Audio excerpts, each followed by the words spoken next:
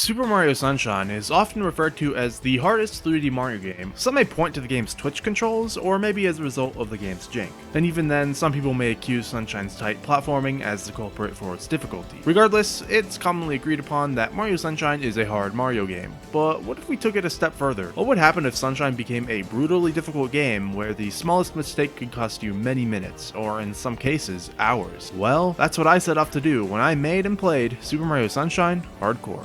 So what is SMS Hardcore? Well, it's actually pretty simple, as there are only a few rules that turn Sunshine into a brutally hard game. Rule number 1, Mario's HP cannot be restored, ever. This includes in between levels. If Mario loses a hit point, that hit point is gone. Unless I restart the save file, of course. Rule number 2, if I game over, then I have to reset the run. That means all progress is lost. Rule number 3, Mario is forever stuck with 0 lives. Collecting a 1-up only refills Flood's tank. So this combined with rule 2 means that 1 death equals a reset. Brutal. Rule number 4, no flood refills unless they're forced. While the hardcore mod enforces the first 3 rules, it does not enforce this rule. So that means if I do anything to refill flood, it's a reset. Rule number 5, no major skips. A major skip is an unintended skip that bypasses at least one shine sprite, like GBS or UIG. Rule number 6, I have, or had, a week to complete this run. If I don't complete it in a week, then it's failed. Those are the rules I set in place. Well, technically I made rule 6 a few days into the run, but it still applied. Oh yeah, by the way, this was all streamed on my Twitch, link in the description. Either way, it's time to get into the attempts.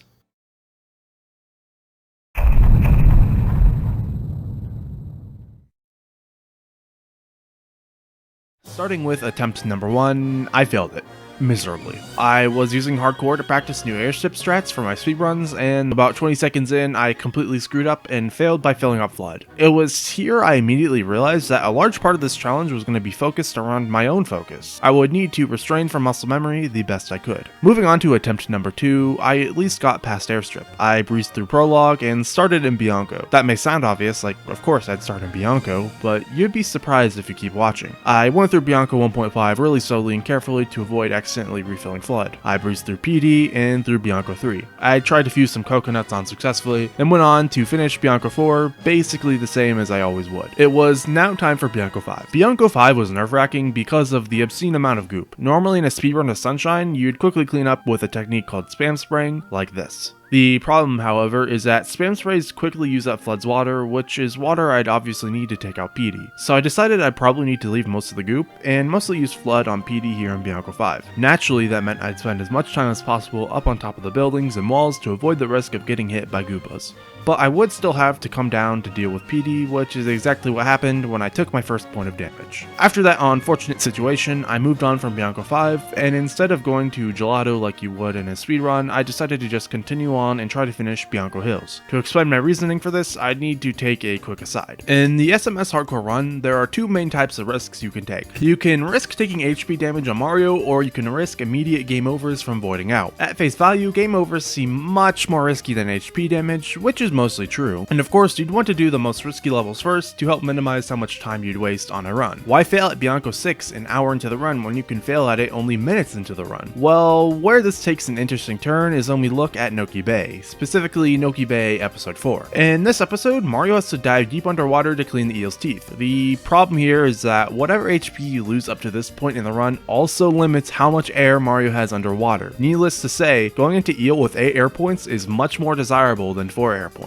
So now the logic is to try and get to eel as fast as possible. Noki Bay unlocks after 20 shines, which means the earliest we can get to eel is with 23 shine spreads. So what we now have to do is try to find a balance between minimizing the risk of taking damage before unlocking Noki Bay, while also trying to do riskier levels sooner rather than later. So to put it simply, at that moment in time, I saw Gelato Beach as too much of a risk of taking damage since I was largely unfamiliar with it. Okay, back to attempt number 2. I then finished Bianco 6 in a very slow and methodical fashion, then almost failed in Bianco 7 because of this sprinkler. I then got the Underbell Shine Sprite in Delfino Plaza to help boost my shine count to unlock Noki just a bit faster, which I then followed up with going into Rico. Rico was mostly uneventful, except for 2 things. I took damage to Cooper Blooper, then I died in the tower secret. Yeah. So attempt number 2 went out the window, and it was time for attempt number 3, which also went out the window because I took damage on airstrip. I just decided to reset then and there because why continue an attempt that takes damage literally less than a minute into the run. In attempt number 4, I died in Bianco 3, and for attempt number 5, I actually made a lot of progress. I followed the same route as before, and this time I got past Rico 4 without issue. Instead of doing Rico 5, I then decided that I'd go and at least try Gelato to see what it'd be like for the run. I'd have to do it sooner or later anyways, right?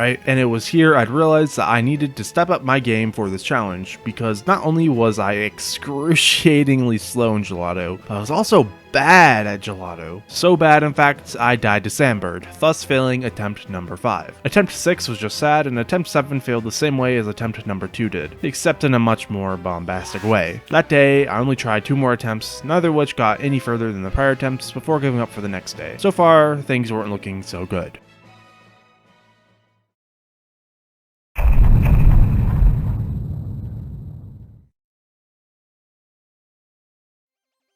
On my second day of attempts, I mostly failed. Like really, I didn't make any progress for attempts 10, 11, 12, or 13. But on attempt 14, I didn't just make it further than before, I made it much further than before. I breezed through Bianco, had a brief hiccup in Rico 4 where I unintentionally saved myself with a bonk, and then proceeded to slowly, yet surely, make my way through Gelato Beach. Gelato was actually pretty uneventful, minus some damage. The most interesting thing I did was perform Gelato Beach skip after I'd already completed all of Gelato, so it wasn't really GBS, but it was just like Watermelon Festival skip or something. WFS, make it popular. Either way, after performing GBS, I had enough shine to go to Noki Bay for my first time in this run. I had a bit of a rocky Noki 1, but I got through it. I contemplated doing Noki 2 skip because there's a risk of missing it and dying. I figured fighting Cooper Blooper would be even riskier, so I performed the skip and moved on to red coins in a bottle. Technically, this level has the same air point issue as Noki 4 does, but since the goal of this level is to literally collect red coins, which refills Mario's air, it wasn't a big deal. After collecting my shine sprite, it was time for the first eel fight of the hardcore run. By this point, I'd already taken 3 points of damage, so I would only have 5 air points to work with in this fight. And while it took me a while, because I had to keep taking detours for coins, I was pretty easily able to take care of the eel and move on. Piantissimo was easy as always, and Shell Secret was a bit of a challenge, but I got through it. I then dispatched of Shadow Mario, then moved on to Pianta Village. Pianta 1 and especially Pianta 2 were pretty easy to deal with, but of course, next came Pianta 3. Usually in a speedrun, you damage boost through the goop to basically skip right to the shine sprite. But of course, I didn't want to take damage, so instead opted to take this route, where you use the water from the creek to clean some goop, then make a jump to the platform with the golden mushroom. A bit nerve-wracking, but it was a piece of cake. Moving on, Pianta 4 was easy, but I then hit a roadblock with Pianta 5. The issue here is that in a speedrun, you'd usually do a trick called Yoshi Skip to go straight to the secret. I, however, am, or at least was at the time of this run, notoriously inconsistent with Yoshi Skip, and if you fail it, not only do you risk hitting the jelly seal, which gives you damage, but you also risk falling into the void, which of course would fail this attempt. So the solution is to just get Yoshi, right? Well, yeah, but there's an issue with that. Yoshi only unlocks after you've beaten Pinna 4, so I made the executive decision right then and there to leave Pianta Village to now go and unlock Yoshi. After a slow roller coaster and a slow cannon secret, it was time for Pinna 3, where this happened.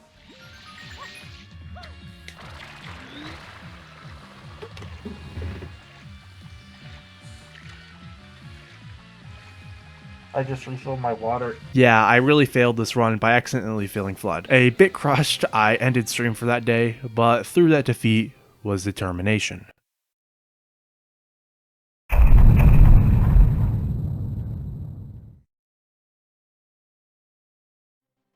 On my third day of SMS hardcore attempts, I came back with a vengeance. Not only had I actually decided to do some routing, but I did some off-stream practice. My new route was this. I'd start off by doing the early Serena clip to do the first 2 episodes there. My reasoning was that Manta risks a lot of damage and Boo Secret risks flat out dying, so I may as well get those 2 out of the way first. Then I'd complete Bianco 2 and 3 to unlock Gelato Beach, which is where I'd go next. I'd get all 8 shines from Gelato before moving on to Pianta Village, where I'd complete episode 4 with 20 shine sprites, which is the perfect total to unlock Noki Bay. I'd complete Noki Bay, then move on to Pinna, then finish Pianta. Next was Rico, to then finish Bianco Hills, then Serena. And then of course, I'd unlock Corona Mountain and finish the game. With a new route in hand, I knew that I was going to make some serious progress that day. Expect leg. Oh, come on. Gee, that's... Oh. Okay, so I wasn't playing too hot at first. But on attempt 18, I was actually able to get past Prologue. After failing the early Serena clip for a few minutes, I finally made it in. As for Manta, it's actually pretty different from the speedruns. You normally spam spray basically the whole fight, but similarly to Bianco 5, that's not really an option here. At first, I was worried if Manta would even be possible without a flood refill, but those worries were soon put to rest. As long as you're fairly deliberate with where you spray, you can beat Manta with a comfortable amount of water left. And in place of spam sprays, you can instead use sprinkler sprays. It's a bit more risky since you have to find yourself in a pocket in the middle of a bunch of mantas, but it wasn't that bad. I only took 1 damage, then moved on. And after taking a stupid bit of fall damage, I clipped my way back into Serena to complete the Boo secret, which is where I died in attempt 18. Attempt 19 was a joke, and attempt 20 was barely better than attempt 18. You see, I got past Serena's Boo secret, which was definitely a plus. Unfortunately though, my game crashed during Bianco 3. This would happen the next attempt I got to Bianco 3 as well. The reason? Was quite obvious. Long story short, I lazily made a gecko code before stream and paid the price for it. Speaking of which, I somewhat regularly stream, and it's Mario Sunshine 90% of the time. Either way, I disabled the gecko code for the time being, and began attempt 24, which failed in Boo Secret again. The next attempt where I made progress was attempt number 26. I took 3 damage on Manta, but still got through it along with Boo Secret. I then beat Bianco 2 and 3 and moved on to Gelato Beach. It's also worth noting that from this point on, I had a proper route for Gelato Beach. I would first do Gelato 1, but instead of doing Gelato 2 immediately after, I'd do Gelato Beach skip. But not to actually skip anything, but to sequence break Gelato Beach instead. After doing GBS, I'd go and do Gelato 5, the Piantissimo level. During the race, I'd get the rocket nozzle unlocked for Gelato Beach. After finishing Gelato 5, I would do Gelato 2, where I'd now use the rocket nozzle to do the level a bit faster. Next would be Wiggler, where I learned proper speed strats, which made it so much easier. Gelato 4 with Sandbird, where I'd also get a rocket nozzle to do it faster and safer. Next would be Red Coins in the Coral Reef, or Gelato 6, which was by far the most boring level, since there's no way to really do this level fast without refilling Flood. And of course, finally, I'd do Shadow Mario and move on from Gelato. I got inspiration for this route by watching 96 Shine speedruns. Either way, however, I failed this attempt because I took even more damage from this Cataquack, which felt pretty unavoidable. Even though I thought that eel could maybe be done with 3 max air, I felt it was pretty likely I'd take damage before then, so I just reset the run. Fast forwarding to attempt number 28, I actually got past Gelato. I've basically already showed and described to you what that looks like, so there's no point in showing you everything that happened during this Gelato, since everything went to plan. Next in the route was Pinna Park. This time in Pinna, I actually got to Pinna 3 and didn't refill Flood this time. Crazy, I know. Both Pinna 4 and 5 were easy, but in Pinna 6, this unfortunately happened.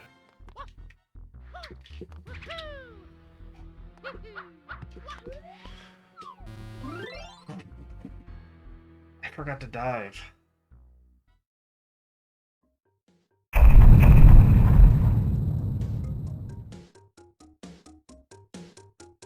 On day 4, I returned with some new ideas. For one, I'd practiced a somewhat new route, which incorporated Pianta Village with Yoshi Skip in place of Pinna Park. The reason for that change of heart was that I realized that as long as I don't mess up Yoshi Skip too badly, I'll always land on this part of the giant palm tree, which lets me exit area before actually dying. And I also saw the Chuckster Secret as a huge risk of flat out dying, so I wanted to get it out of the way early on in the run. The new route is visualized for you guys on screen now. For a change of pace, I actually started day 4 off with a hot run. And what was especially surprising to me was how easily I was able to do Yoshi Skip. With only a few failed but recovered ledge grabs, I was able to get the clip without having to exit the level. By the way, I'm skipping past everything that happened before Pianta since you guys have heard it all before. The secret was unaffected for this run, and so were Pianta 6 and 7. It was now time to enter Noki Bay. I quickly knocked out the Cannonball, did Noki 2 Skip with a newer, faster, and easier setup I learned, breezed my way through Noki 3, and arrived at Noki 4, the Eel. This time I was going in with only 4 max HP, which, as you know by now, meant 4 max air for me. Much less than I was comfortable with, but I had to work with what I had. It was annoying and tedious, but I was able to clean the eel's teeth and get out with a new Shine Sprite in hand. I then proceeded to wreck Piantissimo, so then it was time for Noki 6, Shell Secret, a level notorious in Sunshine 80% speedruns for its high difficulty and high stakes, as it's right before the final boss. Of course, I still had a lot of game ahead of me once I'd beat the Shell Secret, so there was significantly less on the line. So predictably, I was able to swiftly die. About an hour into the run, I had failed. Somehow, not just the difficulty, but the pressure of this level had gotten to me. Even if it wasn't at the end of a speedrun, there was a lot on the line here. I had a good run going, and it was an hour in. And in the end, it made me panic. And I made the dumb decision to randomly dive once things weren't going how I was expecting them to. Crushed, I ended stream early that day, unaware of the unfortunate pattern that would emerge from this.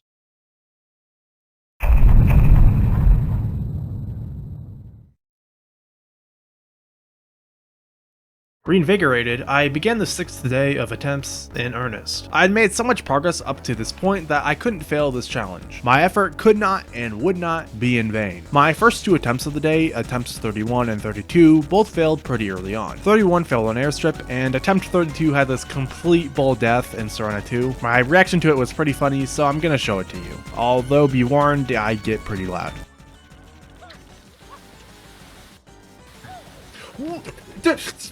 Sandblocks suck!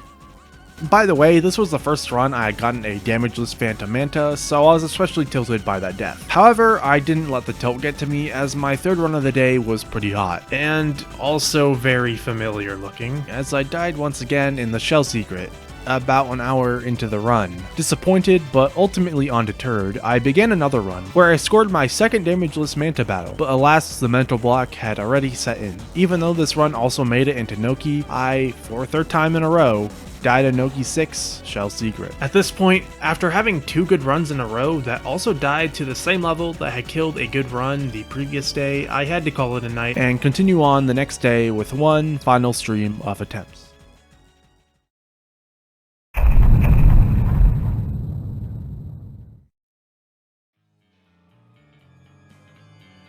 Man, the 6th and final day did not start out the way you'd hope to see it. For the first hour of attempts, I had not been able to get past Serena 2. That means I couldn't get more than 2 shines for an hour. And not only that, but out of those 8 miserable attempts, half of them failed on airstrip. It wasn't going well at all. But finally, after making a routing change and deciding to commit to Bianco Hills instead of doing early Serena, for the sake of my sanity, I was able to start making some progress. For this run alone, I decided to do Bianco Hills 2 and 3 into all of Rico Harbor, into Pianta Village, back into Bianco, then into Noki Bay, and just continue from there. The only notable thing about this run pre-Eel is that I took 5 points of damage, which was mighty unfortunate. I honestly wasn't sure if Eel would even be possible with a maximum of only 3 air points, but to my own surprise, the fight was possible. In fact, I would go as far to say that it might be possible to do Eel with only 2 max air. Either way, it really didn't matter because the mental block was still set up, and for a 4th time in a row, yes, a 4th time in a row, Noki 6 had killed a run. This was getting out of hand.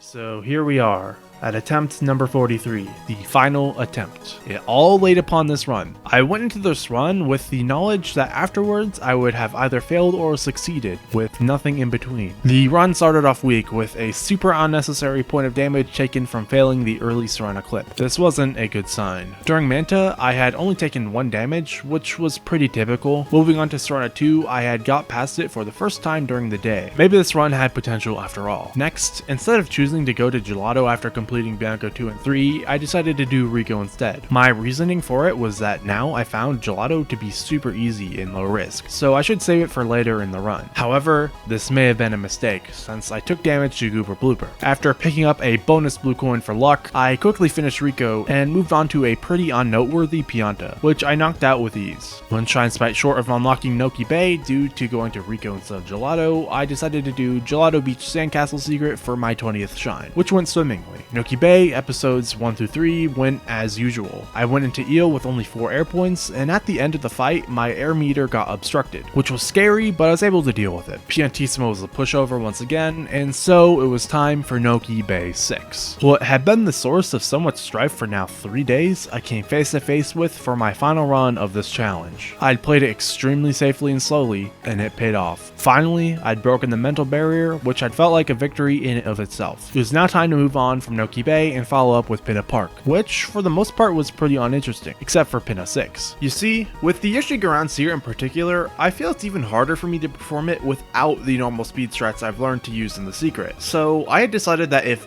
anything felt even slightly off when trying to perform the speed strats for Pinna 6 secret, I would just exit the level. And I did, twice before I was able to pull off a pretty clean execution of the strats. After dealing with Shadow Mario, it was time to go and finish up Bianco Hills, which was a breeze. And after Bianco, it was time to clean up the rest of Serena. Serena 3 was easy as always. The casino secret was nerve-wracking, as it was one of my least practiced secrets, despite being one of the easier ones. King Boo was a joke, and so it was time for Serena 6, where you have to clean up the entire beach within a given time frame. And that's when this happened.